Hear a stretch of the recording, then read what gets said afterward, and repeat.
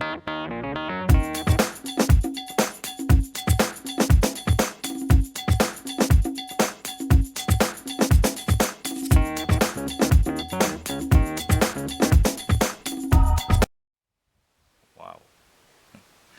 D'abord, j'ai envie de dire bonjour.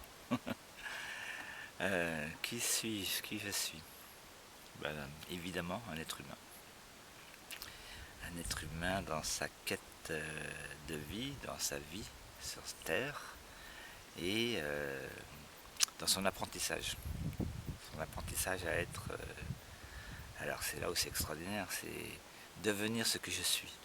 Aïe, on rentre dans la magie de la vie sur la terre, c'est-à-dire les paradoxes, le règne des paradoxes et des contradictions. Je suis ce que je deviens et je deviens ce que je suis.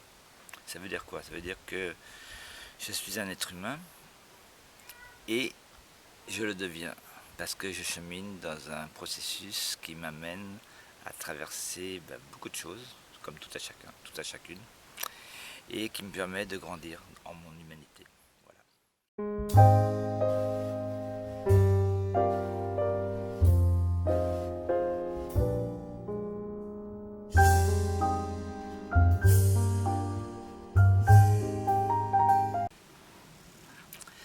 Alors ce livre, il a l'audace de s'appeler L'Annonciation de l'être humain.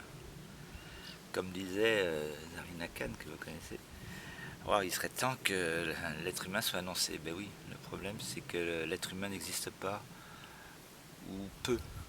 Le mot être humain n'existe pas dans la langue française. C'est hallucinant. Vous prenez un dictionnaire, amusez-vous à chercher le mot être humain, il n'existe pas. Il y a le mot être, il y a le mot humain. Alors après, on peut expliquer ça comme on veut, je veux dire. Ça, c'est clair que tout s'explique dans un plan rationnel, ceci, machin, ça vient de ça. Mais n'empêche que le mot être humain n'existe pas. C'est-à-dire qu'il y a une fracture profonde entre le plan de l'être, qu'on peut appeler le ciel, pour avoir une symbolique, et le plan de la terre, le plan humain. Et donc l'annonciation de l'être humain, c'est l'annonciation justement de cette reliance qu'il peut y avoir entre l'être et l'humain. Peut-être que cette séparation, elle a un sens, elle correspond à tout un chemin qui est le nôtre, parce qu'on est tous à peu près embarqués dans le même vaisseau, on va dire, et dans le même chemin. Et l'idée, c'est pas simplement de faire fusionner, en faire l'être humain, non, c'est d'en vivre une danse.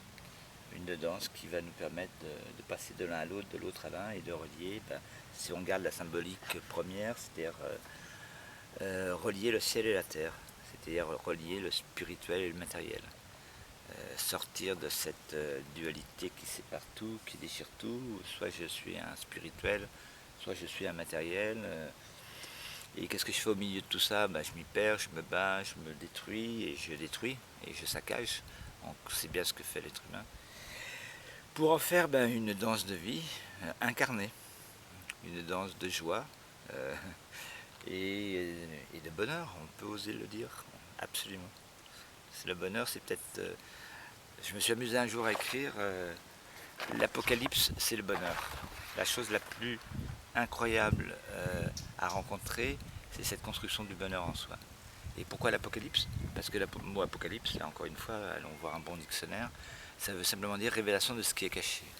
Et derrière tous nos malheurs, nos tristesses, nos horreurs et nos atrocités qu'on connaît bien, que ce soit celles qu'on vit en nous et autour de nous, sur la planète,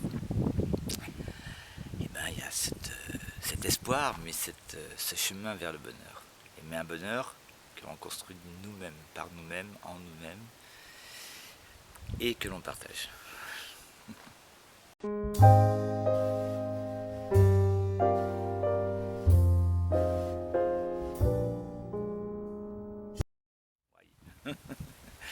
Eh oui, là c'est le grand histoire de l'être humain, c'est qu'il rentre dans un processus, le processus de la dualité. À savoir que ce processus nous amène à la séparation. Jusque-là, tout va bien. C'est ce qui se passe physiologiquement à la naissance. C'est ce qui se passe dans tous les processus de vie, d'étapes de vie, de deuil, etc. C'est ce qui se passe si on a la notion qu'il y a une âme qui vient du ciel et qui arrive sur la terre. Il y a des séparations à tous les niveaux. Donc la séparation, pas trop de problème, sauf que très vite la séparation elle est vécue comme une souffrance, comme une exclusion. Le fonctionnement duel de l'être humain, il est basé sur une dualité duel. Duel, ça dit bien ce que je veux dire, de combat. Le combat pour vivre, le combat pour survivre, le combat pour s'affirmer, pour s'imposer. On le vit psychologiquement dans toutes les étapes, la crise d'autorité à 3 ans, l'adolescence, etc. L'affirmation. Et voilà, je prends ma place, je suis quelqu'un de sérieux, je suis quelqu'un d'important, je fais ma place. J'essaye de trouver ma place, j'essaye d'être reconnu, j'essaye d'être apprécié, j'essaye de créer. Et dans ce fonctionnement duel, c'est le combat qui est là, c'est la séparation, c'est l'exclusion, c'est le rejet, c'est la fracture, et c'est tous les mécanismes qui vont se répercuter dans 3 grandes directions. 1, la peur. 2, la violence, réaction, violence vis-à-vis des autres ou vis-à-vis de soi-même. 3, une énorme, fabuleuse culpabilité qui est bien inconsciente, qui va beaucoup plus loin que l'affreuse mea culpa, maxima culpa de notre chère Église sacro-sainte catholique, qui n'a fait que utiliser quelque chose qui est en nous en disant mais là on est fondamentalement, on souffre terriblement, et on souffre de notre souffrance et on souffre de notre violence. On souffre d'avoir perdu, d'être perdu, de rejeter, et il y a une culpabilité qui se traduit en agression vers les autres et en agression vers soi-même. Donc là, on est vraiment au cœur de l'histoire de l'être humain qui plonge dans sa dualité, qui est détruit, culpabilisé, affolé, perdu, et qui se débat comme il peut, qui fait de son mieux, mais qui fait que beaucoup de conneries, quoi. Beaucoup de trucs terribles, atroces, parce qu'on le sait très bien. Faut pas se voiler la face. Ce qui est fabuleux et la grand espoir, c'est que quand on comprend conscience de ce mécanisme, on comprend les étapes, et à partir de là, on peut en conscience cheminer. On chemine tout le temps de toute façon, ça c'est clair. Hein. Il n'y a pas quelqu'un qui chemine pas, il n'y a pas une étape de vie où le chemin ne se vit pas. Et en même temps, quand on arrive à y mettre la compréhension, la conscience, petit à petit, on arrive à se déculpabiliser en accueillant la vie, en accueillant ce qui se passe. Et ça, c'est la magie de la conscience et de l'amour. On arrive à pardonner. Ouf. Et Nelson Mandela, le pardon libère l'âme et fait disparaître la peur. Et ça, c'est un chemin qui nous emmène évidemment pas à pas vers le bonheur. Le bonheur en soi et le bonheur avec les autres. Donc ce chemin, moi j'appelle ça tout simplement le chemin d'humanisation. L'être humain tombe dans l'inhumain, entre guillemets, la chute, l'illusion, si on prend d'autres références orientales, ok, n'empêche qu'il est dans cette réalité enfermé dans son vécu de duel, et à partir de là, pas à pas, on peut avancer, on peut se libérer, on peut s'ouvrir, on peut comprendre, on peut s'accueillir, on peut accueillir, et donc on peut pardonner et on peut s'ouvrir, se libérer. Comment être heureux si en moi je suis encore en conflit, en guerre? Si encore en moi, dans mes cellules, dans mes réactions, dans mon comportement culturel, social, avec les amis, dans notre société, dans mes structures de pensée, de valeurs, etc., c'est toujours quelque part le combat. Toujours une intelligence que j'utilise avec un fonctionnement qui est tout ou rien, oui ou non, blanc ou noir, et avec le un ou atroce qui est un ou exclusif. En logique, voilà, c'est le ou qui sépare, qui exclut. Est-ce qu'il n'y a pas un chemin qui peut nous amener pas à pas à intégrer les paradoxes, les contraires, à accueillir ça comme des choses complètement incroyables et qui nous permettent, oui, on fait un saut dans le grand vide en disant et, oui, et, plus oui mais un oui et qui vient embrasser. Le maître zen des Shimaru disait embrassez vos contradictions. Ça, c'est vrai que le et il apporte quelque chose d'extraterrestre, E.T. Voilà. Mais n'empêche que ce chemin d'humanisation, pour revenir à lui, il nous amène de la souffrance, de la déchirure, de la séparation. Hein. Le bébé qui est là, qui pleure, qui hurle parce qu'il a besoin de quelque chose. Et malgré tout l'amour de la mère, du père ou des gens ou du corps médical, ben non, non, il y a toujours de bonnes raisons et on ne va pas trouver le besoin de l'enfant. C'est pour son bien que ceci, que cela. Sauf que, et ça se répercute dans toute l'éducation hein, et toute la vie, sauf que qu'est-ce qui est important? S'il y a un cri de souffrance, est-ce qu'on entend le cri de souffrance partout sur la terre? Bon, on fait ce qu'on peut et en même temps, il y a peut-être quelque chose à aller rencontrer, à vivre, à pénétrer. Et à partir de là, il y a une magie qui s'opère. C'est pas compliqué. Hein. Si, c'est très compliqué d'être simple. Parce qu'on a été tellement structuré dans des fonctionnements complexes. En fait, la vie, elle est là, juste dans quelque chose de fabuleux qu'on peut appeler l'ouverture du cœur en conscience. C'est pas une ouverture de cœur comme ça, éthérée, spirituelle. Non, quelque chose de très concret, très conscient de ce qui se vit. Et à partir de là, dans cette conscience, on y apporte simplement une ouverture de présence et de cœur. Donc c'est un grand chemin magnifique qui est le nôtre. Moi, je suis pas différent de toi. Je veux dire, il n'y a pas de différence, même si on est complètement chacun un univers à part entière, un enseignement à part entière. On est tous dans ce grand chemin qui nous amène à traverser l'inhumain et à devenir un être humain. C'est pour ça que je me suis permis de dire un jour ma profession, je dis bien, au bout de 65 ans de vie, je peux dire que ce que j'ai fait qu'une seule chose dans ma vie, à travers toutes mes expériences, j'ai appris à être humain. Ma vie, c'est d'être humain. Et comme par hasard, on s'appelle un être humain, je veux dire. Comme par hasard, dans ce mot, il y a ce mot qui nous définit dans la langue française, dans cette langue qui est magique, quand on rentre dedans, quand on voit les merveilles de sens qui sont dévoilées dans cette langue. Et là, on nous dit, on est là pour être humain, tout ça, des êtres humains. Mais des êtres humains, on sait très bien qu'on vit l'inhumain et donc quelque part on a un chemin pour le devenir. On est en train de créer cet être humain que nous sommes. On revient au début. Ça nous appartient, c'est le cadeau fantastique, c'est nous qui le créons. On a le pouvoir par notre présence, par notre conscience. Et ce qui est fabuleux, c'est qu'on a eu des enseignements de partout, à travers les maîtres spirituels, à travers les sciences, à travers les philosophes, etc. Et petit à petit, là, en 2012 et après, je veux dire, maintenant, dans ce qui se passe, c'est que cet ensemble d'informations qui nous a été donné, on peut l'intégrer nous-mêmes par nous-mêmes. Il n'y a pas de...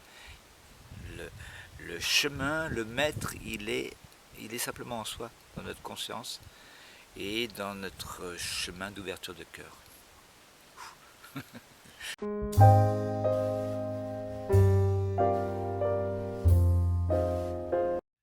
Dans le livre, je m'amuse à... Oui, c'est plus qu'amuser. Je cite un passage de Krishnamurti, un très beau passage où il parle de la vérité. Et il dit, je vais mal le dire, il dit la vérité elle est évolutive, elle n'est pas fixée, il n'y a pas de chemin qui mène à la vérité. La vérité, c'est dans le présent de ce qui se vit tout simplement. Il finit en disant la vérité c'est soi-même dans ce qui se passe. L'être humain c'est pareil, c'est quelque chose qui est en constante évolution, mais principalement son chemin c'est d'arriver à un moment donné de sa vie à une grande fracture, une grande souffrance, d'une façon ou d'une autre, à différents moments, bien sûr, tout au long de la vie. Les rêves, les aspirations sont bafouées, sont rejetées, sont violées, sont torturées, je veux dire, dans un plan physique ou dans un plan moral. Et à partir de là, il faut reconstruire l'humanité en soi. Donc l'être humain, pour moi, c'est un être de lumière, de conscience et d'amour qui vient vivre les ténèbres, qui vient traverser les ténèbres, qui vient rencontrer ça et qui va permettre à partir de là encore une fois, de construire ce chemin qui est en fait la traversée de la dualité. Je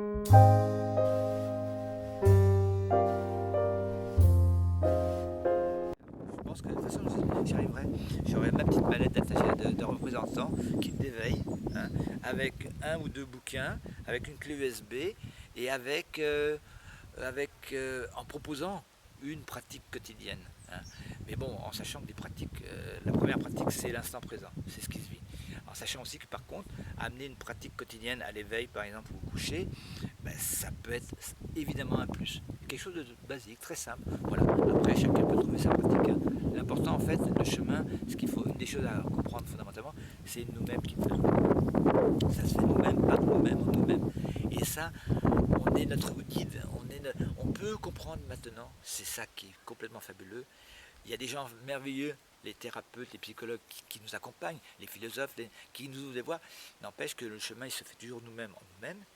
Et que maintenant, on a des éléments de compréhension suffisamment simples pour dire soi-même, c'est à soi de dire oui, ok, je suis d'accord, je le sens, je suis en accord, je suis en résonance. Et chacun va le vivre à sa façon, en fonction de sa réalité.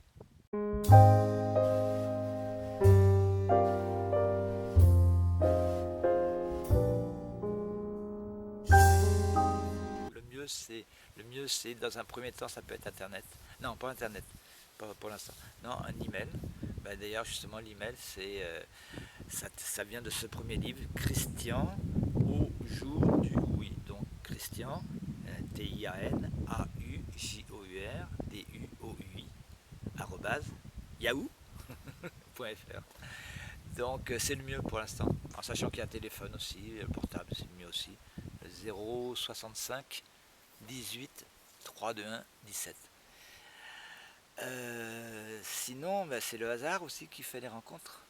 C'est les opportunités, c'est les attirances, c'est les atomes crochus, c'est voilà. Dans le plan concret, voilà, c'est les deux moyens d'y aller. Hein. Pour l'instant, je ne prends pas du tout, je veux pas du tout prendre la voie de diffuser. Ça sera peut-être le cas d'ailleurs déjà avec cette vidéo, mais a priori pour moi, je privilégie totalement la rencontre individuelle, personnelle, le plan humain, parce que ça passe par le plan humain. Et même maintenant, je me refuse d'envoyer des listes d'emails, des envois groupés. Non, je veux dire, c'est vraiment la relation avec l'autre qui va se faire. Et l'autre, où qu'il en soit, où que tu en sois, c'est voilà, tu es une autre partie de cette infinie diversité fabuleuse de ces 7 milliards d'êtres humains qui sont, qui sont en lien sur une terre merveilleuse avec tous les autres règnes, je veux dire. Et chacun est une richesse, chacun, il y a une phrase qui est extraordinaire, chacun est un enseignement de vie, je veux dire. Donc c'est une rencontre. À partir de là, moi j'ai la chance d'avoir vécu certaines étapes, avoir clarifié certaines choses, avoir eu cet esprit d'un peu de synthèse, mais je me considère comme... j'ai envie d'être banal. D'ailleurs, je fais rien. Et d'ailleurs, Dieu merci, je ne suis pas extraordinaire, je suis pas. Dieu merci, j'étais quelqu'un de très timide et toute mon énergie, elle a été comme retenue. Sinon, j'aurais été quoi, un homme politique, je serais tombé dans des trucs comme ça ou un homme. Non, j'ai pas envie. Voilà, je suis là, je suis avec mes enfants, ma famille, avec mes amis, et je pense que l'être humain, c'est simplement, basiquement, rien de spécial d'autre que de vivre cette vie dans ce qui est avec. Alors si je rencontre quelqu'un, c'est bien, si je ne le rencontre pas, ben, c'est peut-être dommage, mais c'est bien aussi.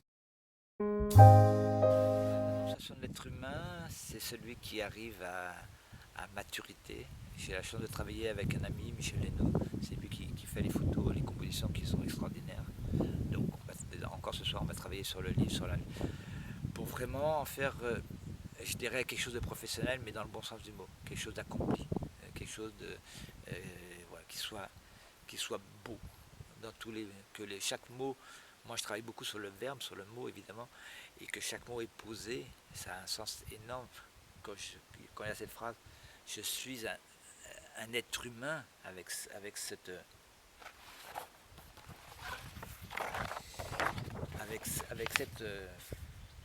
avec cette magnifique composition, je suis un être humain et en vivant, je le deviens.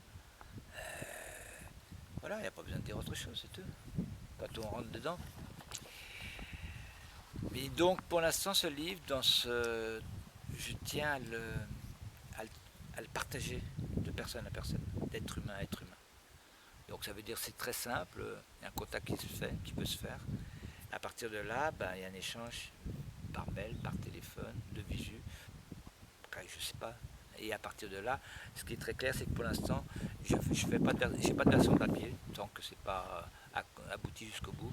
Et c'est une version informatique PDF, avec une lecture sur grand écran qui est assez correcte. Voilà. Oui, d'abord dire oui. D'abord dire merci. c'est trop, c'est trop fabuleux quand on arrive au merci. C'est vraiment là, c'est vraiment là. Donc merci, merci à toi qui écoute, qui te donne, comme je dis, pas la peine, mais la joie, j'espère, d'écouter, de recevoir ça. Merci la vie, merci voilà tout ce qui peut se faire et merci à cette société fabuleuse qui est absolument atroce comme jamais. Elle a été atroce cette humanité et qui nous permet toutes ces merveilles et qui permet qui nous offre ce passage à vivre, ce grand passage, d'avoir une humanité humaine, le choix collectif de dire oui à être humain, hein, qui fait qu'on puisse enfin dire oui.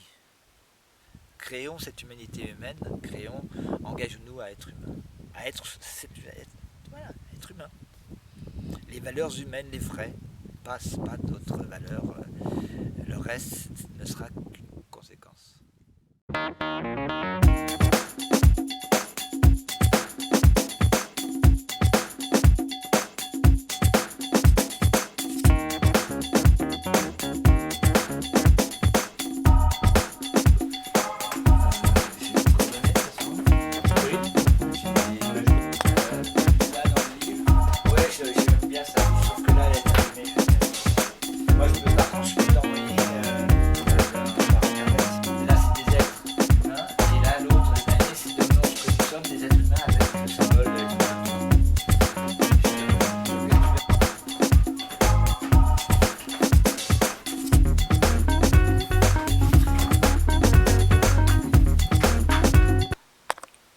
Ouais, c'était juste pour terminer en disant, voilà, et on est ici à Mirabel, et le grand message, c'est Mirabel est la vie. Comme on disait au début, Mirac est belle, oh qu'est-ce que c'est beau la vie, qu'est-ce que c'est beau, c'est un village merveilleux, et la vie c'est tellement merveilleux, c'est tellement fabuleux, il y a tellement de possibles.